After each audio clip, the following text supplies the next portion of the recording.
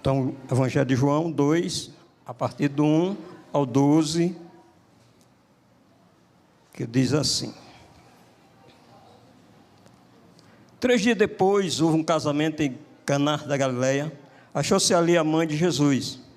Jesus também foi convidado com seus discípulos para o casamento. Tendo acabado o vinho, a mãe de Jesus lhe disse: eles não têm mais vinho. Mas Jesus lhe disse: mulher, que tenho contigo? Ainda não é chegada a minha hora. Então, ela falou aos serventes: fazei tudo o que ele vos disser. Estava ali 6 talhas de pedra, que os judeus usavam para as purificações, e cada uma levava 2 ou 3 metretas. Jesus lhe disse: enchei de água as talhas, e eles encheram totalmente. Então lhes determinou: tirai agora e levai ao mestre-sala. E eles o fizeram. Tendo o mestre-sala provado a água transformada em vinho, não sabendo de onde viera, se bem que sabia o servente que havia tirado a água, chamou o noivo. Ele disse: todo costuma pôr primeiro o bom vinho, e quando já beberam fartamente, serve o inferior. Tu, porém, guardaste o bom vinho até agora. Com este, deu Jesus princípios seus sinais em Caná da Galileia, manifestou a sua glória, e seus discípulos creram nele. Depois disso, desceu ele para Cafarnaum, com sua mãe, seus irmãos e seus discípulos, e ficaram ali não muitos dias. Amém. Então vamos meditar. O Evangelho de João, ele vai apresentar 7 milagres de Jesus, que João vai chamar de sinais. Esses milagres foram escolhidos pelo apóstolo João com um objetivo específico, que apontava para o nosso Senhor Jesus Cristo e a sua obra. Que Jesus Cristo, Ele é Deus. Ele é Deus. Ele é o Emanuel, o Deus conosco. Jesus Cristo, Ele é o nosso Senhor e Salvador. Então, esses 7 milagres de Jesus, que o apóstolo João chama de sinais, que está registrado no Evangelho de João, esse a qual nós iremos meditar. Jesus transforma a água em vinho, que foi o que a gente leu, do versículo 1 ao 12. Nós vamos ver a cura do filho de um oficial, que está lá em João 4, 46 a 54. Nós vamos ver outro sinal, cura de um homem que estava doente há 38 anos, que está em João 5, de 1 a 15. Nós vamos ver também, Jesus alimentou 5.000 pessoas com 5 pães e 2 peixes, que vai estar em João 6, 1 ao 14. Vamos ver o 5º sinal, Jesus andando sobre as águas, que vai estar em João 6, 16 a 24. Nós vamos ver o 6º sinal, a cura de um homem cego de nascença, que você vai ver em João 9, de 1 ao 12. E o 7º sinal, a ressurreição de Lázaro, que você vai ver em João 11, do 1 ao 14. Embora esses eventos sejam frequentemente referidos como milagres, o próprio Evangelho de João usa o termo sinais, indicando que eles são mais do que simplesmente atos sobrenaturais, mas também tem um significado mais profundo, com uma evidência da natureza divina de Jesus e a sua missão como Messias. E esses sinais aconteceram de fato, foi real. Todos esses sinais aconteceram. Os apóstolos, eles confirmavam isso, e eles foram mortos porque confirmavam que Jesus é Deus. Por isso que os apóstolos foram mortos, queriam calar os apóstolos, o Império Romano queria calar os apóstolos, mas os apóstolos não se calaram, morreram confessando que Jesus é o único Deus verdadeiro, o único Senhor. E os apóstolos tiveram mortes trágicas.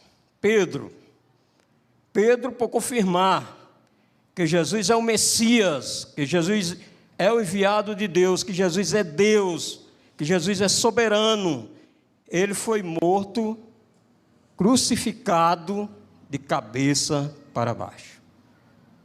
Quando foram executar Pedro pela crucificação, ele disse: eu não mereço nem ser crucificado como foi o meu mestre.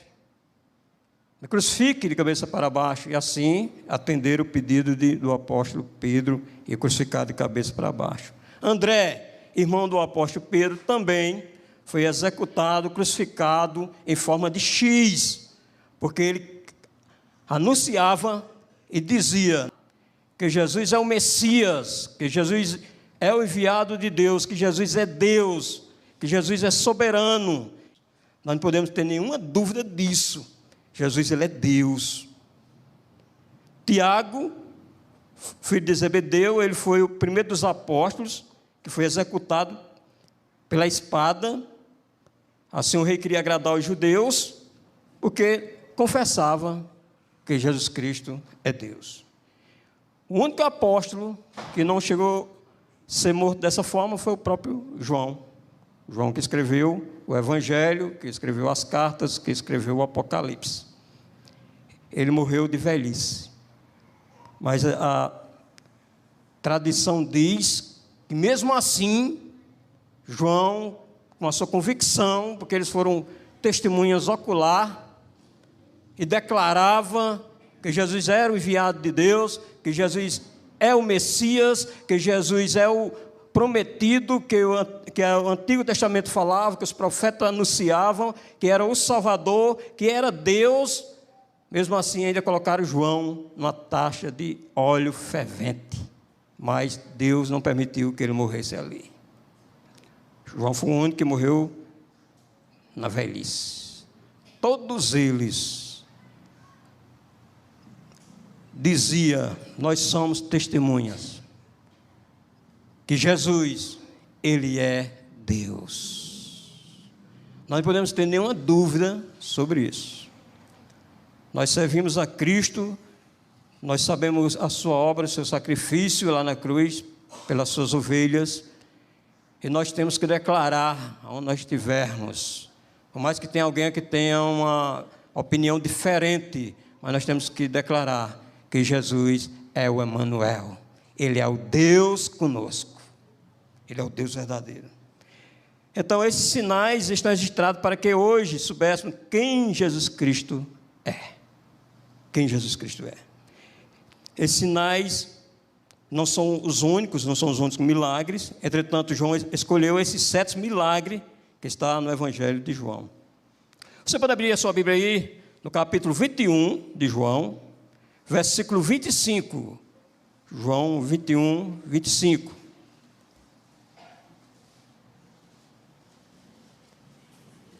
Perceba aí o que o texto diz. Há, porém, ainda muitas outras coisas que Jesus fez. Se todas elas fossem relatadas uma por uma, penso que nem o mundo inteiro caberia os livros que seriam escritos. Jesus Cristo fez muitos e muitos outros milagres. Mas João testificou com esses 7 sinais, apontando Cristo como verdadeiro Deus, verdadeiro Senhor. Então nós não podemos acreditar em todo tipo de milagre que dizem que se faz em nome de Jesus. Nós não podemos estar acreditando em todo tipo de milagres. Nós não temos obrigação de acreditar em todo tipo de milagre, principalmente que estão mostrando na mídia. Portanto, o que nós temos que crer e acreditar é o que está registrado nas Escrituras Sagradas. Esse nós temos que acreditar. Porque existem muitos falsos profetas que se aproveitam da boa fé das pessoas, inventando milagres para se enriquecer e ter uma boa vida nesta terra. Esses falsos profetas, eles acreditam em 2 possibilidades de servir a Deus. Esse é o falso profeta, ele acredita em 2 possibilidades. Primeira possibilidade, para se dar bem aqui na terra, e vai que né, que tem uma eternidade. Muitos deles nem acreditam que existe uma eternidade. Mas vai que né, vai que tenha. Pois os falsos profetas, eles acreditam que suas obras falsas podem enganar a Deus. E ninguém engana Deus. Jesus, ele disse: nem todo aquele que me diz Senhor, Senhor, entrará no reino dos céus, mas aquele que faz a vontade do meu Pai, que está nos céus. Muitos naquele dia vão me dizer: Senhor, Senhor, não profetizamos nós em teu nome? Em seu nome não expulsamos demônios? Em seu nome não fizemos muitos milagres? E Jesus vai dizer abertamente para eles: eu nunca conheci vocês. Afaste de mim, vocês que praticam a iniquidade. Então, muitos falsos profetas têm se levantado. E o maior milagre, e nós não podemos duvidar, é a ressurreição do nosso Senhor Jesus Cristo. Ele vive. Ele está vivo. Ele está vivo. Jesus vive. É o maior milagre. Dito isso, vamos meditar nesse primeiro milagre de Jesus Cristo, que o apóstolo João chama de sinal. Um sinal, ele aponta para uma realidade. Um sinal de trânsito, por exemplo, você vê uma placa com E cortado. Aí você não vai ver o nome lá escrito, proibido estacionar. Mas você entende que aquele E cortado está dizendo para você que você não pode estacionar ali. Senão, o seu veículo será guinchado e você irá pagar uma multa. Está lá só o sinal, só é cortado. Então, os sinais que está registrado na palavra de Deus, ele aponta para o nosso Senhor Jesus Cristo. Os incrédulos, preste bem atenção e guarde isso. Os incrédulos é que continua pedindo sinais.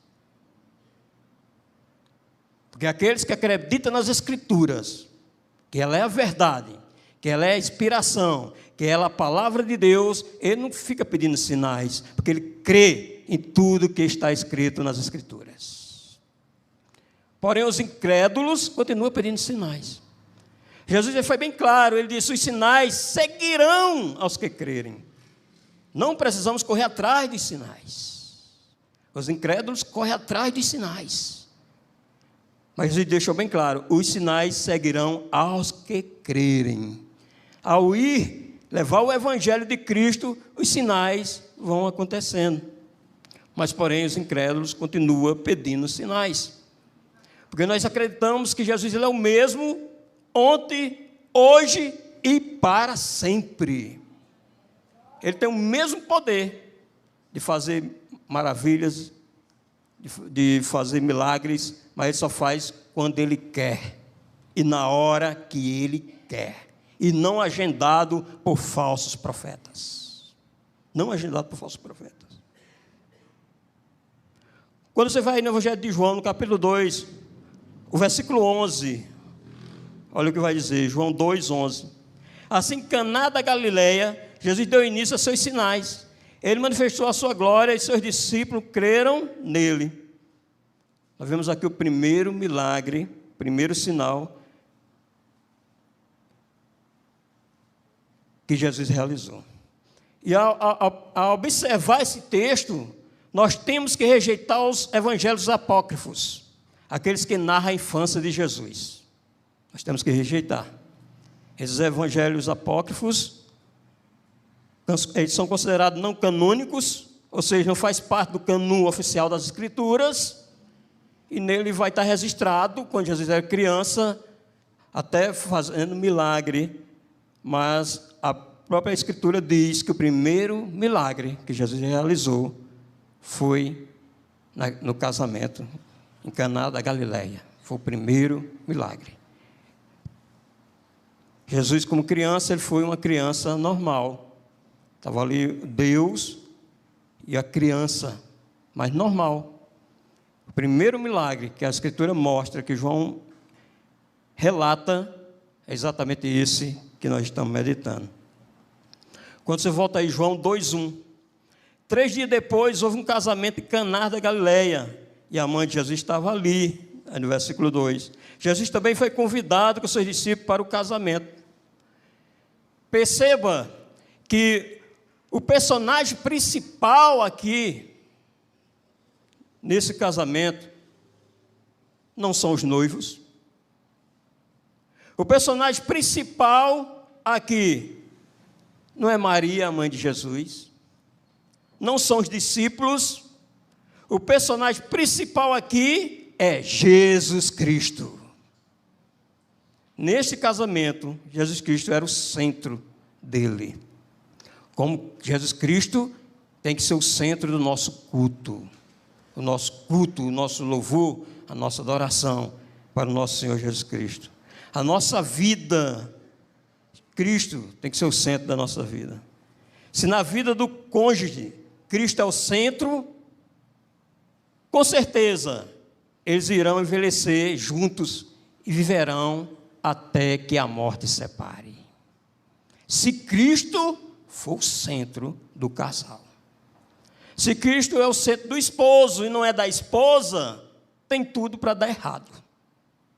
Cristo tem que ser o centro de ambos, do cônjuge. Cristo tem que ser o centro. Porque não é festividade que mantém um casamento. Não é festividade que vai manter um casamento. Que nós possamos fazer nossas festas, mas que Cristo seja o centro dela. Não é as viagens que irá manter o nosso casamento, mas que nós façamos nossas viagens, mas que Cristo seja o centro da nossa viagem. Não é o lazer que vai manter o nosso casamento, mas é se Cristo for o centro aonde nós estivermos no lazer. Que as pessoas vejam em nós o brilho de Cristo nas nossas vidas, no casal. Porque se o casal ama a Cristo, ele vai demonstrar isso amando os seus mandamentos. Quando o marido de verdade ele ama a Cristo, a esposa ama a Cristo. Se ele ama, o esposo ama a esposa mais do que Cristo, tem tudo para dar errado. Se o esposo ama a esposa mais do que Cristo, tem tudo para dar errado. Ele tem que amar Cristo acima de todas as coisas. Então, se o casal ama Cristo, ele ama a sua palavra. Ele ama os mandamentos do Senhor. Então, os mandamentos do Senhor é amar a Deus sobre todas as coisas e o próximo como a ti mesmo. Não tomar o nome de Deus em vão. Honrar pai e mãe. Não cometer adultério. Quem ama a Cristo e o amor de Cristo está em primeiro lugar, ele não vai cometer adultério, porque ele ama a palavra de Cristo. E se ele vive dessa forma, ele vai viver até a morte separar, até Cristo levar um dos dois. Se ele ama verdadeiramente a Cristo e se ela ama verdadeiramente a Cristo. Se o marido ama verdadeiramente a Cristo, ele não vai cobiçar a mulher do próximo. Ele não vai cobiçar a mulher do próximo.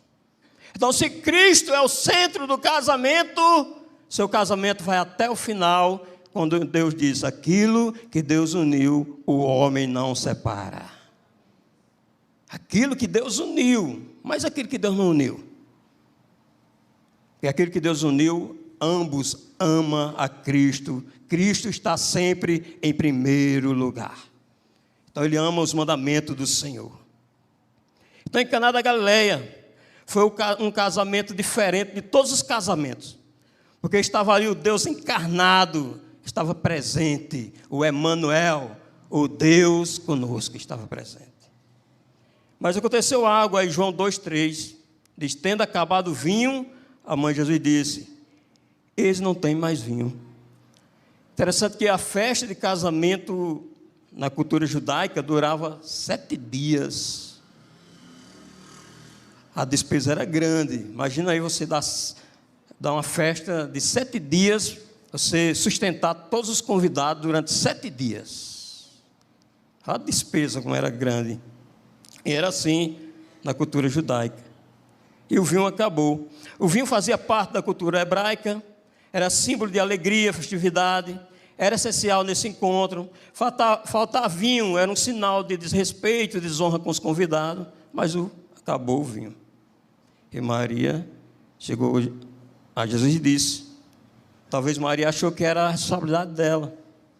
Interessante que você vai ver no texto que está ali Maria, está os discípulos e está Jesus. Mas você não vê José aí. Então, provavelmente, José já tinha morrido. Ele já tinha morrido. O pai de criação de Jesus. Então, Jesus, como o filho mais velho, ele era o responsável pela família. E Jesus, ele não foi desrespeitoso com Maria, com sua mãe, de forma alguma. Você vê aí João 2,4, quando ele disse: mulher, que tenho contigo? Ainda não é chegada a minha hora. Essa expressão era muito usada. É da mesma forma hoje, quando a gente se dirige para a nossa mãe, chama ela de senhora. A senhora, ela chama o nome da gente a senhora. Senhora, mas senhora no sentido de respeito, não senhora no sentido de divindade, mas de respeito. Então Jesus, sim, ele não foi desrespeitoso com Maria, mas ele vai dizer: ainda não é chegada a minha hora. Deus só age, e Jesus é Deus, na hora exata, na hora dele, no tempo dele, não no tempo do homem, mas no tempo dele. E Deus não recebe ordem de ninguém. Deus não recebe ordem de ninguém. Há uma grande diferença em você pedir em oração a Deus uma coisa e você dar ordem a Deus. É totalmente diferente.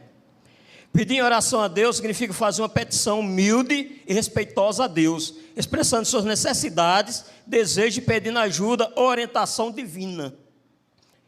Humildemente, sabendo que Ele é soberano. Porque a oração ela é uma forma de comunicação com Deus, é geralmente realizada com uma expressão de adoração, de gratidão, de perdão, busca por orientação e fortalecimento da fé. Então, quando você pede de forma humilde, sabendo que Deus irá fazer segundo a vontade dEle. E dar ordem é diferente. Dar ordem a Deus implica em exigir que Deus faça algo específico de acordo com a vontade da pessoa, como se a pessoa estivesse no controle da situação. Isso implica uma falta de humildade e reverência por Deus. Quando se exige de Deus, está faltando reverência. E além disso, é importante lembrar que Deus tem seu próprio plano e vontade, e nem sempre considerar nossos desejos ou seguirá nossas ordens, mesmo que tenhamos fé, estejamos orando com sinceridade. E, portanto, a oração deve ser vista como um meio de se aproximar de Deus e pedir a sua ajuda e orientação, e não uma forma de controlar ou exigir que Ele faça algo. Deus, nós temos que pedir humildemente, mas sabendo que Deus só vai fazer a vontade dEle. Deus não vai fazer a nossa vontade, certo? Não vai. Deus vai fazer a vontade dEle. Deus não recebe ordem de ninguém. Quantas falhas a gente não comete, né, na nossa oração? A gente começa a dar ordem a Deus, a gente começa a dizer como Deus tem que fazer, como Ele não soubesse o que fazer. Quantas falhas a gente comete na nossa oração? Quanto nós precisamos aprender cada vez mais da palavra do Senhor, para nós orarmos de acordo com sua palavra. A oração modelo é a oração do Pai Nosso. Por isso Jesus diz aqui: não é chegada a minha hora. As coisas só aconteceram dentro da vontade soberana de Deus.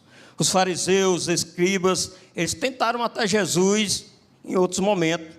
Entretanto, Jesus só foi crucificado e morto dentro da hora dele, dentro do tempo dele. Ele vai dizer que ele vai entregar a sua vida porque ele quer entregar. Ele vai dizer que ninguém tira a vida dele, mas sim ele entrega. Mas ele não entrega por todo mundo, não. Ele entrega pelas suas ovelhas. Por isso que bode nunca será ovelha. Jesus não pega bode e transforma em ovelha, não. Ovelhas sempre serão ovelhas. E quando nós pregamos o Evangelho, é para eles ouvir a voz de Cristo, porque eles são ovelhas perdidas. E Jesus Cristo disse: eu vou morrer e dar minha vida pelas minhas ovelhas. E foi na hora dele, no momento dele. Mas Maria entende o que Jesus está dizendo, no versículo 5. Então ela fala para os serventes: faça tudo o que ele disser. Está aí. Está aí a ordem que Maria dá aí. Faça tudo o que ele disser. E nós vemos aqui Maria com sabedoria, Maria, mãe de Jesus. A sabedoria o Espírito Santo deu a Maria. Maria era uma mulher cheia do Espírito Santo. E ela diz aqui: faças tudo o que ele disser. Então aí, a partir do versículo 6 ao 10, não vê esse sinal que Jesus fez. Ele transformou um elemento natural em outro elemento. Ele transforma uma substância em outra. Ele não teve nenhuma ostentação. Jesus, ele não parou a festa. Ele disse: opa, vamos parar aqui a festa. Agora vamos observar. Vamos botar água aqui nessas talhas. Preste atenção. Agora vocês vão ver que eu vou tirar vinho. Vai ser mais água. Jesus não fez isso, não. Ele não fez nenhuma ostentação. Ele é Deus, Ele é soberano. Jesus não fez nada disso. Conforme está João 2,6, estavam ali 6 talhas de pedra, que os judeus usavam para purificações, e cada uma levava 2 ou 3 metretas, era aproximadamente aí, no geral, uns 600 litros, que cabia de água, aproximadamente, não se sabe exato, mas era aproximadamente isso. E fala sobre a purificação. Nós sabemos que só quem purifica o homem do pecado é Jesus Cristo. Não tem purificação em outro. Somente o sangue do Cordeiro. Somente o sangue de Cristo. E os convidados, eles tinham que passar por esse processo de purificação, porque a purificação, ela apontava, era um simbolismo que apontava para Cristo. Apontava para Cristo. Porque é Cristo que nos purifica de todo o pecado. É Cristo que nos purifica. Não precisa, irmãos, nós pecar para nós sermos pecadores. Nós somos pecadores. Nós pecamos porque somos pecadores. Nossa natureza, nós herdamos de Adão. E só Cristo nos purifica de todo o pecado. E veja que nessa festa, eles usavam esse simbolismo, esse ritual que apontava para Cristo, para se purificar, para participar. E aquelas talhas estavam todas vazias, porque todos sabiam que eram pecadores. E Jesus agora, no versículo 7, ele manda aos serventes que enchessem de água, vou chamar de potes, de barros, e eles encheram totalmente e ficaram totalmente cheios. Aproximadamente uns 600 litros de água, aproximadamente. Aí Jesus vai dizer no versículo 7, João 2,7. Enche esses potes, e eles encheram totalmente. Com certeza a água que eles traziam e colocavam ali era de um poço que tinha na casa do noivo. É muita água, 600 litros de água é muita água para se trazer e encher aqueles potes. No versículo 8, João 2, Jesus disse: agora tire um pouco e leve aos responsáveis pela festa. E eles fizeram. Interessante que Jesus dá a ordem e os servos não questionam. Não questionam. As ovelhas de Cristo, ele não questiona as ordens de Jesus Cristo. Aqueles obedeceram, eles fizeram exatamente como Cristo ordenou. Então, quando você chega no versículo 9, quando o responsável pela festa, que era o mestre-sala, provou a água transformada em vinho, ele não sabia de onde tinha vindo, por mais que o servente que havia tirado a água soubesse. Aí ele chama o noivo. Aí ele vai dizer para o noivo, aí no versículo 10. Todos costumam servir primeiro o vinho bom, e quando já beberam muito, servem o vinho inferior. Você, porém, guardou o melhor vinho até agora. Nunca tomaram um vinho tão saboroso. Foi o melhor vinho que foi feito pelo nosso Senhor Jesus Cristo. Naquele momento, foi transformado. Jesus Cristo, com seu poder, Deus.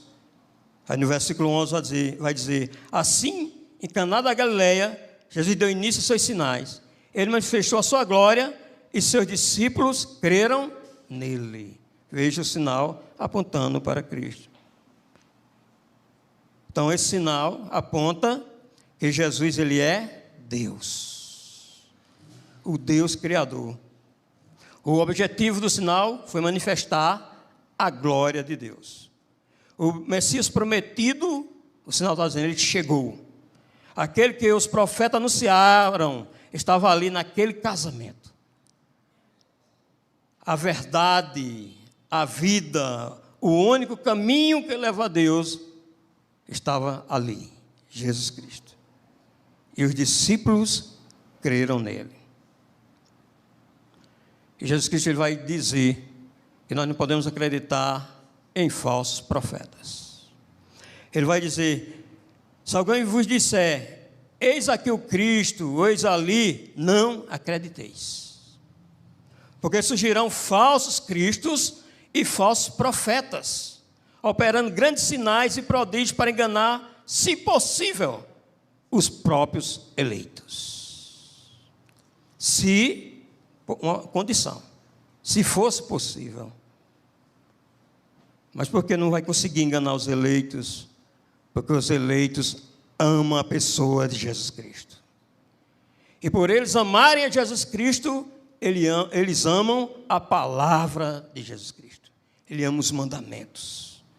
E ele é advertido pela palavra de Deus que os falsos cristos vão surgir, que os falsos profetas vão surgir, operando grandes sinais. Mas o eleito por Deus, as ovelhas de Cristo, não serão enganadas. E ele vai dizer: portanto, se vos disserem, eis que ele está no deserto, não saia. Ou ele no interior da casa, não acrediteis. Porque assim como o relâmpago sai do Oriente e se mostra até o Ocidente, assim há de ser a vinda do Filho do Homem. Quando Cristo agora retornar, todo olho verá. E ele irá separar as suas ovelhas dos bodes. Ele vai dizer para as suas ovelhas: vinde benditos do meu Pai.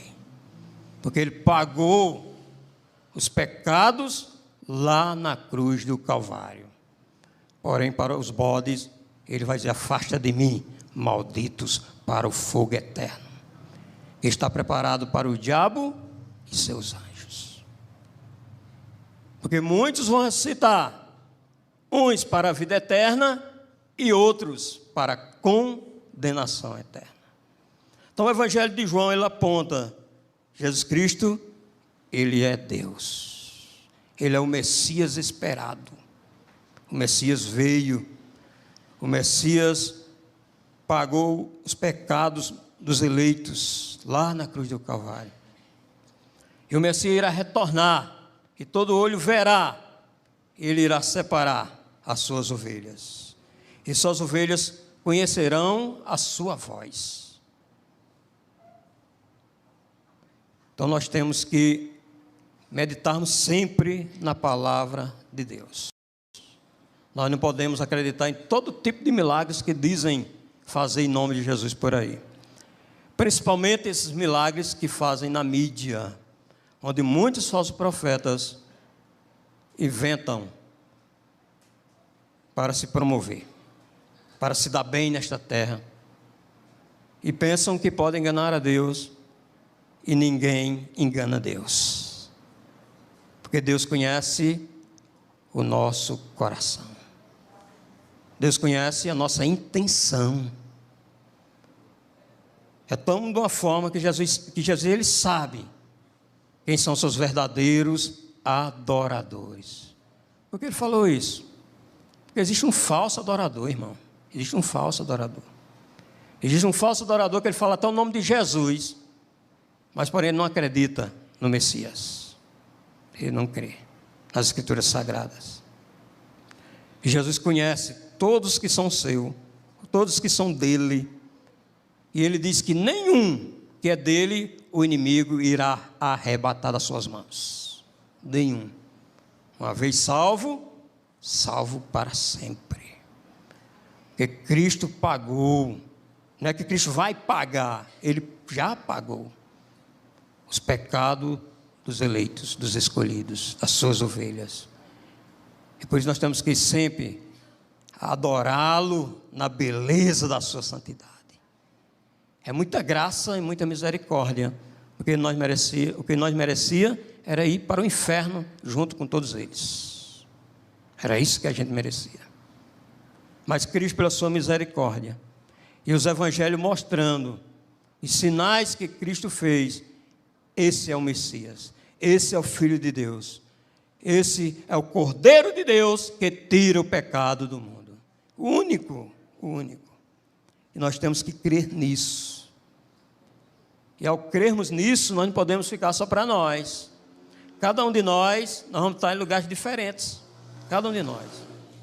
E cada um de nós, Deus vai nos usar da forma que Ele quer usar, na maneira que Ele quer usar, do jeito que você é, da sua forma. Ele é que vai lhe transformando, Ele é que vai te mudando a cada dia. E é lá nós estivermos, e nós temos que dizer: Jesus é o nosso Senhor e Salvador. Jesus, Ele é o nosso Deus. Jesus é o Messias prometido. Ele veio, Ele pagou o alto preço, Ele subiu para a glória, e Ele voltará para levar a sua igreja. A sua igreja. A igreja dEle. A igreja que Ele comprou, preço caro, comprou com o seu sangue, lá na cruz do Calvário. Então, como nós vimos aqui, esse primeiro milagre, nesse casamento, Cristo era o centro. Cristo era o centro. E agora, aquilo que apontava para Cristo, agora estava o Cristo encarnado. Por isso nós não precisamos mais de simbolismo judaico. Nós não precisamos disso. Porque o Messias veio. O Messias já pagou os nossos pecados na cruz. O Messias morreu, o Messias ressuscitou. O Messias foi para o céu. O Messias irá voltar. Os sinais, não precisam mais sinais para apontar para Ele da antiga aliança. Nós não precisamos mais desses sinais. Porque Cristo agora, Ele é real. Ele veio em carne. Deus homem. 100% homem e 100% Deus. Esse é o Evangelho do nosso Senhor Jesus Cristo que nós temos que anunciar. E não podemos nem aumentar nem diminuir essa mensagem. Ela é exatamente assim. O Messias prometido veio. Ele veio. Ele pagou os nossos pecados, dos eleitos, da sua igreja, lá na cruz do Calvário. Ele ressuscitou. Ele foi para o céu. E um dia ele voltará para levar a sua igreja. Nós não podemos mudar essa mensagem. Essa é a mensagem do nosso Senhor Jesus Cristo. E eu quero citar uma oração feita pelos puritanos, para concluir. Mas eu queria que você fizesse sua oração de acordo com a palavra de Deus, direcionado pelo Espírito Santo. Eu queria que você curvasse sua cabeça aí e fizesse sua oração. E eu vou citar essa oração. Uma oração feita pelos puritanos. Porque ao ler essa oração eu confirmei a realidade, o texto, o conteúdo que ela tem. Então, mas você pode fazer a sua oração aí, de cabeça baixa. Uma oração que esteja de acordo com a palavra de Deus. Não é uma oração de acordo com o seu coração, porque o coração do homem é enganoso. O coração do homem é enganoso. Tem que ser uma oração de acordo com a palavra de Deus. Que ela seja direcionada pelo Espírito Santo. E eu vou aqui citar essa oração para concluir, mas você faça a sua oração. Ó Deus Todo-Poderoso e Misericordioso, neste momento ergamos nossos corações a Ti em agradecimento. Reconhecemos que cada bênção em nossas vidas é um presente gracioso da Tua mão generosa.